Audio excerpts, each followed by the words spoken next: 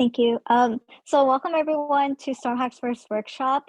So today our speaker is John Payne. So John currently works as a full stack developer at Silex Medical. At Silex, he's worked on a web application for their vitals monitoring system as well as their company website.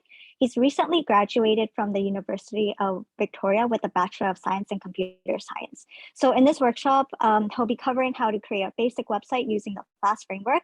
This will include going over the structure of a Flask web application, creating new templates and pages, and web forms, as well as displaying user data. And if you have any questions, feel free to ask them in the chat, and then we will forward that to John afterwards. John, feel free to start whenever you're ready.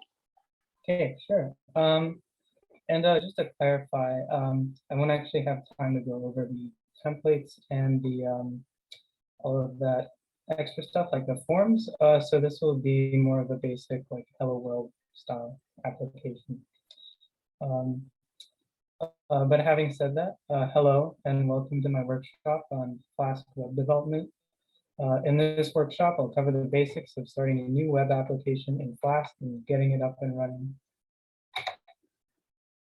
So first, let me introduce myself. My name is John, and like you heard, I currently work as a full stack web and Android developer at Silex Medical, which is a tech startup here in Victoria. I graduated last year from UVic with a bachelor's degree in computer science with the software engineering option. And for fun, I like playing music on the guitar and the piano, and I also like outdoor stuff like hiking, skiing, and going on bike rides. So before we get started, you should probably know what Flask is. Flask is an open source web framework written in Python.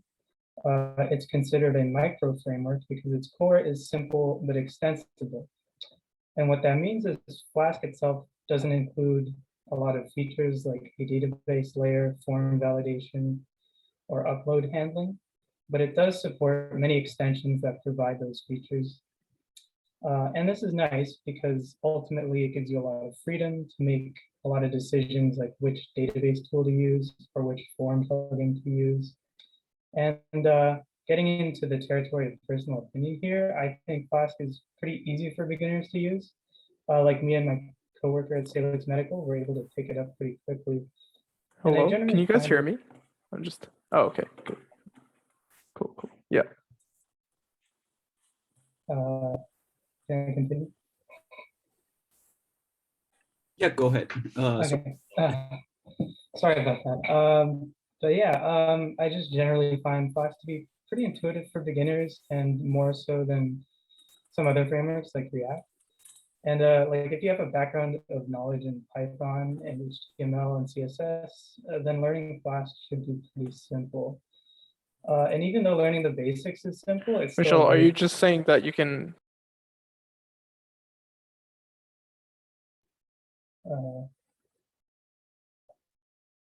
Sorry, can I continue again? Sorry, please continue. Yeah. So as I was saying, yeah, it's pretty intuitive for beginners, but it's also a pretty powerful framework for advanced users because of how many extensions there are. And a lot of high-profile websites use Flask as well, like Pinterest and LinkedIn. And just like as an aside, the web application that I'm developing for Silex Medical also uses Flask.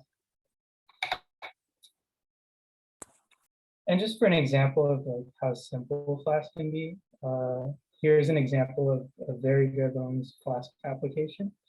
And this will actually be kind of similar to what we're developing, just what we're creating will have a bit more structure than this.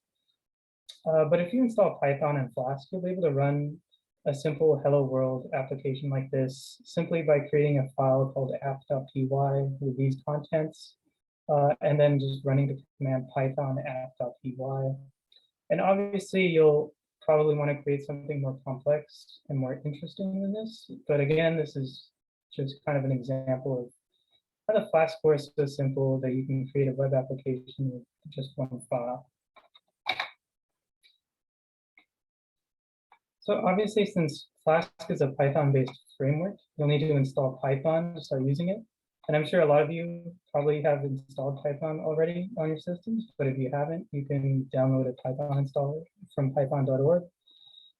And if you're on Linux like me, I'm using Ubuntu, then you'll probably have Python installed by default already. But if you're on Windows, you should be able to install it very easily just using the installer on python.org. And you can check if Python is working properly by running Python or Python 3 in your terminal. So let's open up the terminal window here. And yeah, as you can see, I'm running Python 3.8 here. We won't need to use the interpreter for now, so I'm just going to exit out of it here.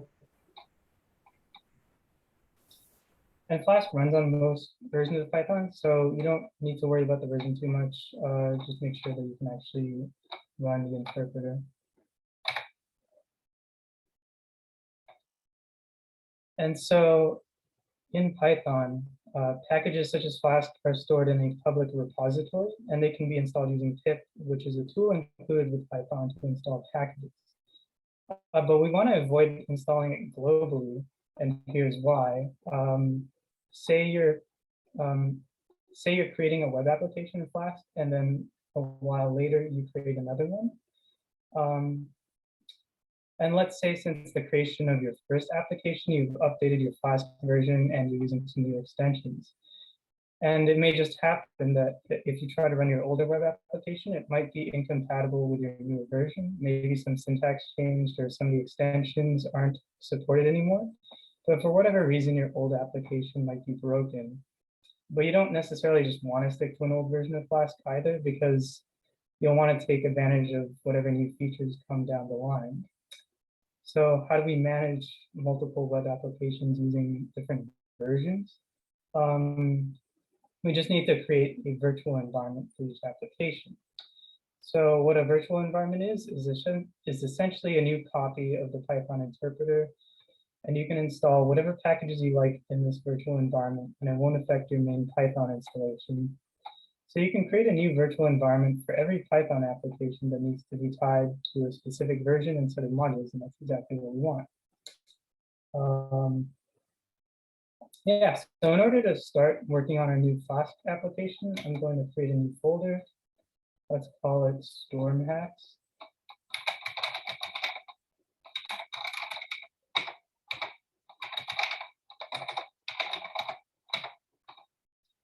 And I'm going to create a new virtual environment by running this command here.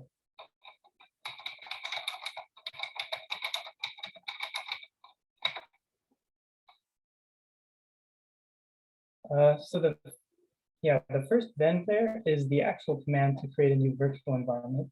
And the second one is just the name of the folder that it's going to be stored in. So like if you find this confusing, you can just change the second instance of vent to whatever you want to name the folder. I just like to call it the same thing because it's easy to remember. So anyway, yeah, just run that command to create the virtual environment. And now I'm going to activate it by using this source then bin activate command.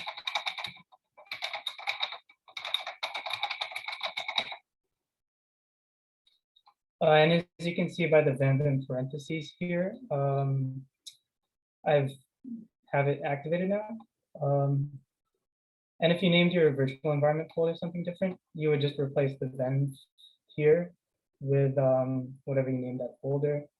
And on Windows, you'll need to use a different command. You just run ven /scripts /activate, and you don't use the source command on Windows. And so now that we have our virtual environment, we can finally install Flask. So what you need to do is just run pip install Flask.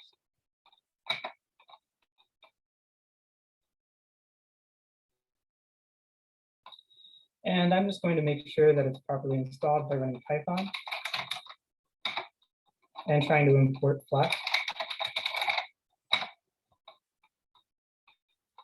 And let's just see.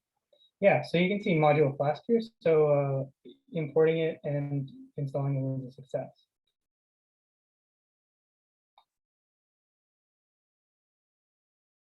So let's get into the actual Flask development.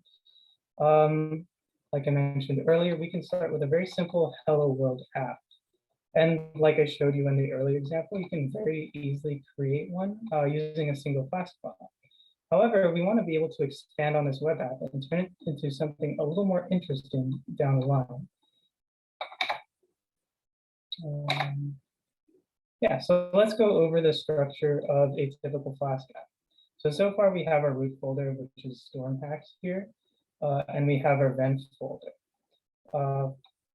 For now, we want to create an app folder, and this will house these files, which I'll explain more as I create them.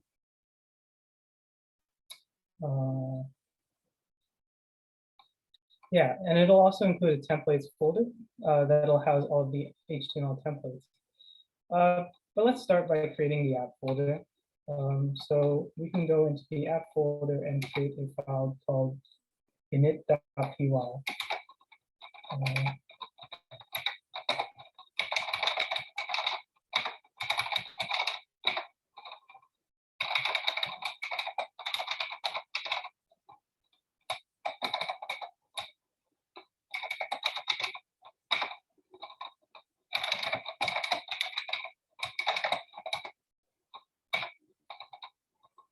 I'm just going to open my text editor here and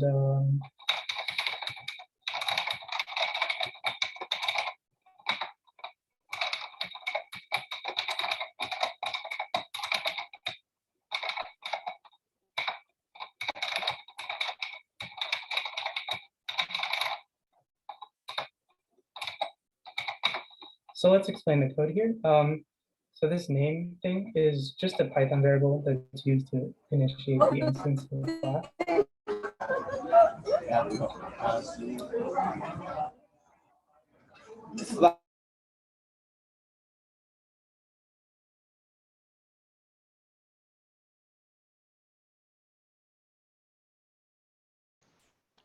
John, I think you're muted.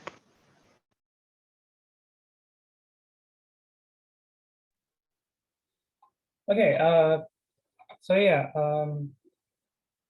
so this is just importing the Flask module, and then this initializes an instance of the Flask class here, and this name is just a Python variable that's used to do that. And then,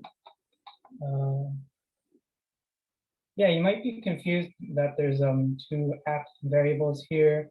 The first one is just the app folder that we've created and that we're in. And the second one here is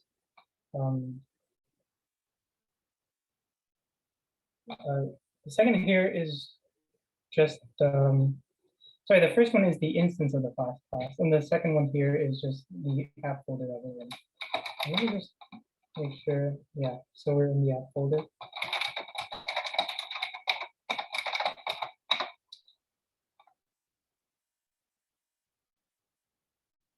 And you'll also notice that we're importing a routes module, and that's what we're going to create next.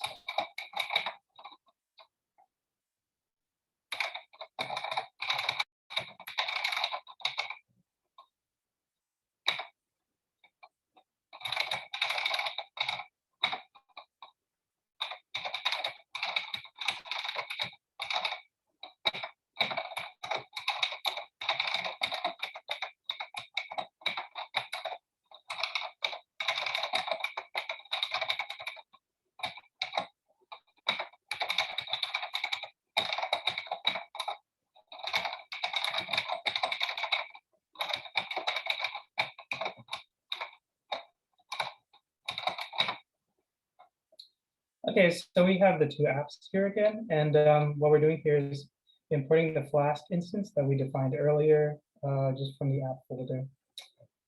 Now these little app.route things are called decorators, and the decorator is a Python feature that modifies the function right under it. So in this case, we're just defining which page of the web app that this function here represents. So you can see that this function represents the index or home page. And just to demonstrate that, I'm going to add another route. Let's call it goodbye.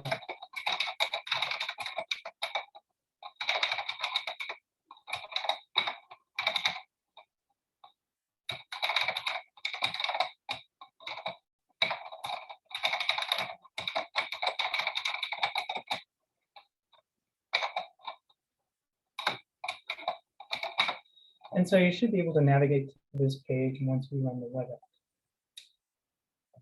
And yeah, so you can see here that whatever is returned by the function there is just what your web app renders. So this web app just returns strings right now, but in more complex web applications, you'll actually be using an HTML template. And now to finish the application, we just need to create the stormhacks.py file here in the root folder. And this is a very simple file. We're just going to write one line. So let's do that right now.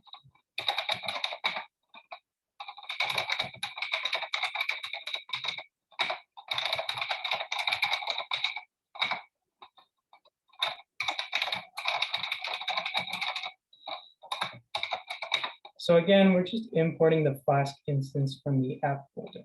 And like with the event folder, you can rename either the folder or the Flask object if you find this nomenclature confusing.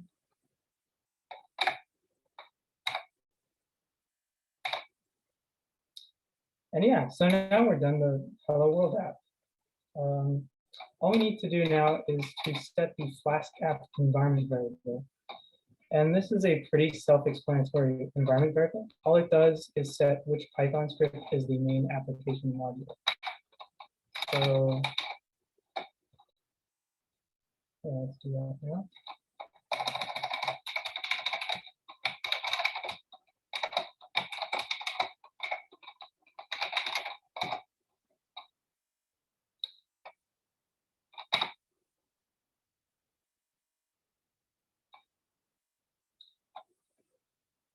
And yeah, you'll notice on Windows it's slightly different. You use set instead of export. But now we can just run the command flask run. And this should start our Flask application. As you can see, the terminal is telling us that it's running on port 5000. So we should be able to navigate to localhost 5000 in the browser.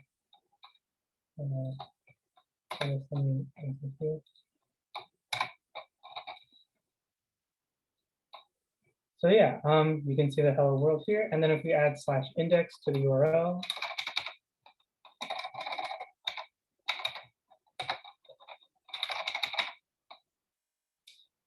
you'll see that it works as an alternate URL for the homepage.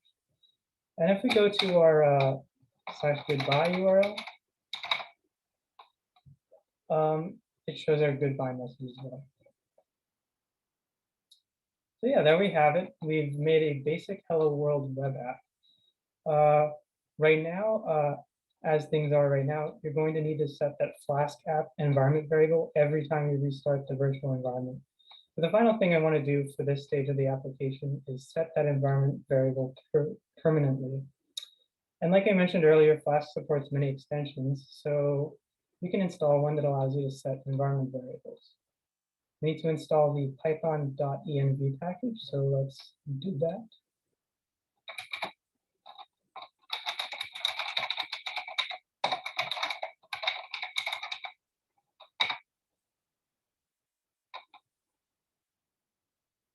And now that the package is installed, we just need to create a file called .flaskenv here in the root folder. And now we're just going to set the Flashcap variable in this file.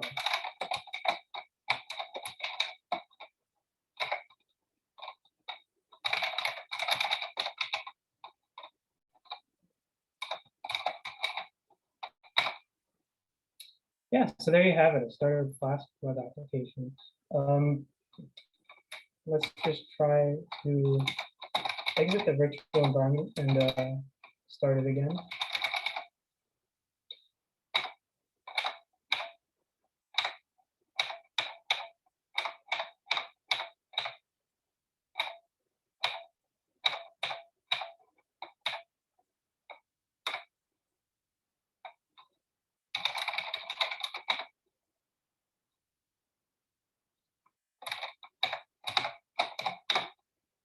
So yeah, like you can see, it works.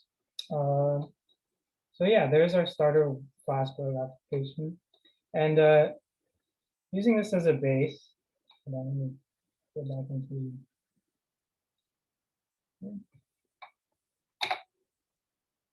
Yeah, using this as a base, you can add templates with actual HTML and CSS code and database support. And you can do a lot more than something simple like this. But this is all I really had time to cover today. But there is a Flask tutorial online by Miguel Grinberg here. That's very extensive and it covers a lot more. And it's also very accessible to beginners. This workshop covered what is essentially just the first part of that tutorial. So if you want to learn more, this link is a good place to start. So thank you, and I'll be open to some questions if anyone wants to ask any.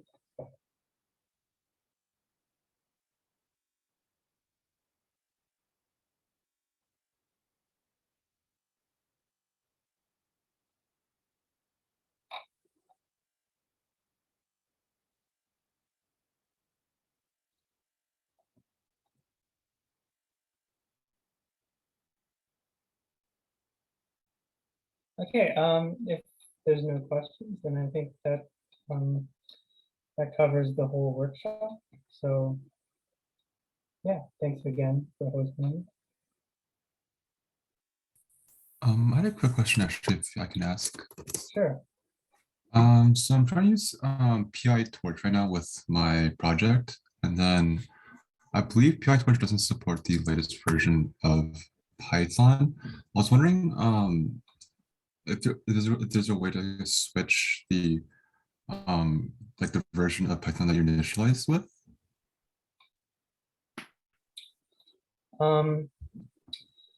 Yeah, I'm not entirely sure off the top of my head how to do that. I just what I know is like you can, if you install a different version of Python and create a virtual environment with that version, then you should be able to use that version in that virtual environment. Right. But is there a way to just switch the current virtual environment to a different version, or do you have to make a complete new one? No, you have to create a completely new one. Okay. Thank you. I mean, you can delete your current virtual environment folder, then just create a new one in the same folder, and then that should work.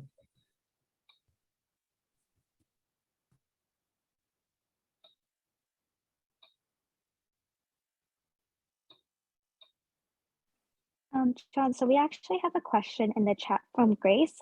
She asked if we can get the slides for the presentation. Yeah, sure.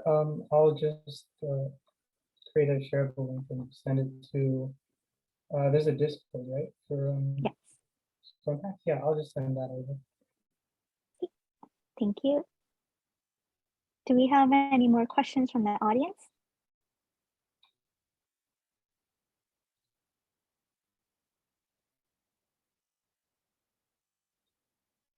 All right, it seems like that's it. So thank you so much, John, for your time. We really appreciate that, and we learned a lot. Hackers, you're all welcome to connect with John. We'll post his LinkedIn or whatever way you can to get in touch with him later in the Discord. So be sure to check out for that and look forward to that. Thank you so much for everyone for joining, and happy hacking.